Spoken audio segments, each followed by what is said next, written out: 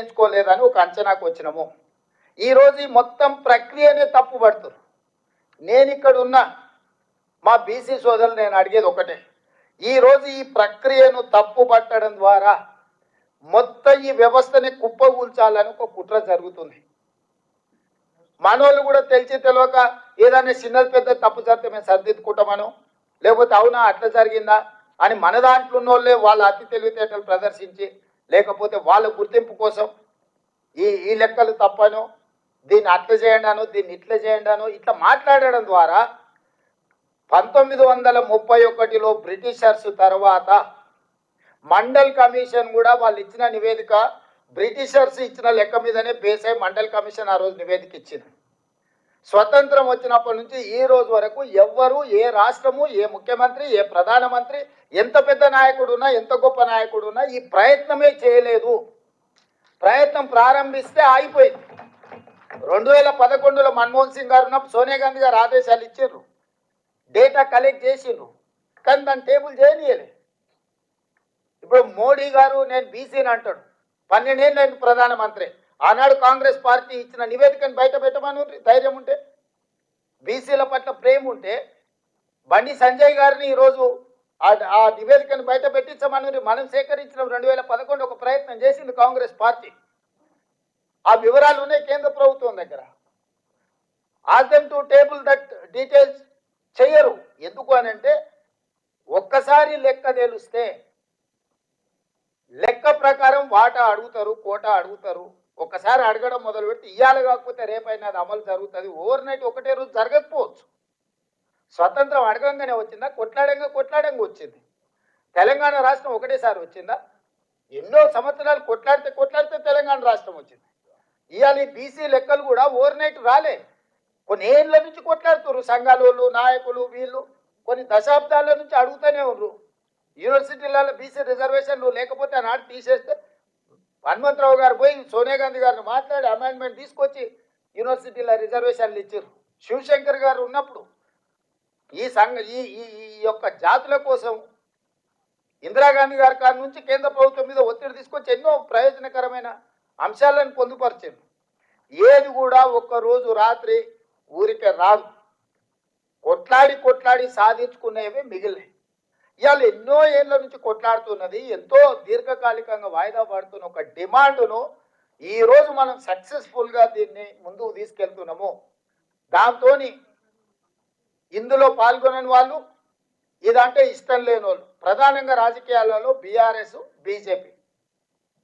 ఈరోజు కాంగ్రెస్ పార్టీ ఒక రాష్ట్రంలో చేపట్టిన ఈ ప్రక్రియ 100% న్యాయపరంగా, చట్టపరంగా, అధికారికంగా ఈ నివేదికని ఈరోజు మనం తయారు చేసినాము. ఒక్కసారి అఫీషియల్గా ఈ రాష్ట్ర ప్రభుత్వం చేసిన నివేదిక కోర్టు ముందల నిలబడ్డది అని అంటే ప్రతి రాష్ట్రంలో ఈ డిమాండ్ వస్తుంది, ప్రతి రాష్ట్రంలో చేయాల్సిన పరిస్థితి వస్తుంది. అన్ని రాష్ట్రాలలో ఈ డిమాండ్ చేస్తే దేశం మొత్తంలో అమలు చేయాల్సి వస్తుంది. దేశం మొత్తంలో ఎప్పుడైతే అమలు చేస్తారో బీజేపీ పార్టీలో ఆధిపత్యం వహిస్తున్న 1-2 సామాజిక వర్గాలకు ఇది తీవ్ర విఘాతం కలుగుతుంది. తెర వెనకాల ఉండి కానీ, తెర ముందలుండి కానీ బీజేపీలో ఉన్న 1-2 పెద్ద అధికారాన్ని చెలాయించే సామాజిక వర్గాలకు ఇది గుదిబండగా మారుతుంది. అందుకే బీజేపీ కాంగ్రెస్ చేసిన ప్రక్రియను తప్పుపట్టి ఏ లెక్క లేకుండా చేయాలని చూస్తున్నారు. నేను ఇప్పుడు మిమ్మల్ని అడుగుతున్న మిత్రులారా, ఇంత కష్టపడి స్వయంగా ప్రజలు డిక్లేర్ చేసిన సంతకం పెట్టి సెల్ఫ్ డిక్లేర్డ్ డేటా ఈరోజు 3,54,77,554 మంది ఇందులోకి వచ్చిండ్రు. దీని ప్రకారం 96.9% సర్వే జరిగింది. ఇంకా 3.1% సర్వే పరిధిలోకి రాలేదు. వాళ్ళందరినీ కూడా సర్వే చేస్తామని రెండో విడత కూడా మనం అవకాశం ఇచ్చిన 16 నుంచి 28 తారీఖు వరకు. గతంలో మనం ఇల్లు తిరిగినాం. ఇవాళ అపార్ట్మెంట్స్ ఉంటాయి సిటీలో, కొన్ని ప్రాంతాలలో మనకు అర్థం కూడా కాదు.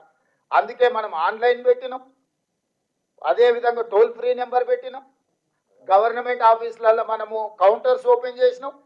అయ్యా మీరు ఎవరున్నా మీరు సమాచారాన్ని ఇవ్వదలుచుకుంటే టోల్ ఫ్రీ నెంబర్ చెప్తే మా అధికారి మీ ఇంటికి వచ్చి లెక్కలు రాసుకొస్తాడని చెప్పినాం.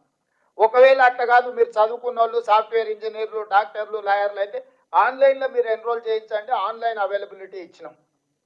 అదేవిధంగా మీరు పోత గవర్నమెంట్ ఆఫీస్కి వచ్చి కూర్చొని మీరు నమోదు చేయించుకోవడం అంటే గవర్నమెంట్ ఆఫీస్లో కూడా పెట్టినాం. ఇంతకంటే పారదర్శకంగా ఈ రాష్ట్రంలో ఈ దేశంలో ఎక్కడైనా జరిగిందా? ఇంత పారదర్శకంగా మనం చేస్తున్నా చంద్రశేఖరరావు గారు, హరీష్ రావు గారు, తారక రామారావు గారు ఇప్పటి వరకు నమోదు చేయించుకోలే. ఎందుకు వీళ్ళు నమోదు చేయించుకుంటలేరు? ఏంది కారణం? వాళ్ళందరూ నమోదు చేయించుకుంటే మీ లెక్క తెలుస్తుంది, వాళ్ళ లెక్క తెలుస్తుంది. 50% పైన ఉన్న మీ లెక్క తెలుస్తుంది, 1% ఉన్న వాళ్ళ లెక్క తెలిస్తే రేపు పొద్దుగాల మీరు అడుగుతారు కదా.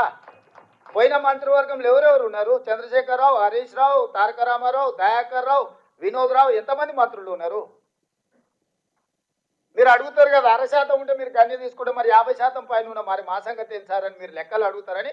ఎట్టి పరిస్థితుల్లో ఈ లెక్క అనేది ముద్ర కాకూడదు, ఈ లెక్క అనేది జరగకూడదు. జరగకూడదు అంటే ఈ లెక్కనే తప్పుడు లెక్క అని చెప్పి మన మీద బురద చల్లితే ఇక వీళ్ళు వెనక్కి పోతారు, భయపడతారు. మనోళ్ళు కూడా ఏ లెక్క లేని దగ్గర ఏదో ఒక లెక్క పెట్టుకొని మాది అంతుండే ఇప్పుడు ఇంత తగ్గిందని. అయ్యా నేను ఈరోజు చెప్తున్నా, మన మిత్రులు వినయ్ కుమార్ గారు ఒక మాట చెప్పారు.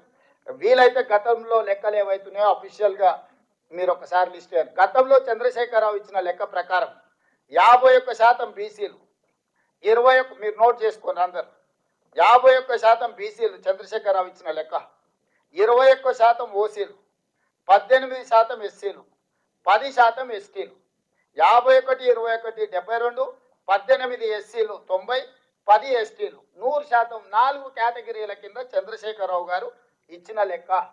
చంద్రశేఖరరావు గారు ఇచ్చిన లెక్క ప్రకారం వాళ్ళు హిందూ ప్రాక్టీసింగ్ బీసీలా, ముస్లిం ప్రాక్టీసింగ్ బీసీలా, ఎవరు అనేది పక్కన పెడితే ఆయన ఇచ్చిన మొత్తం లెక్క 51%. ఇవాళ మనం ఇచ్చిన లెక్క నేను చెప్పదలుచుకున్నా. ఏది? 3,54,77,554 మందిలా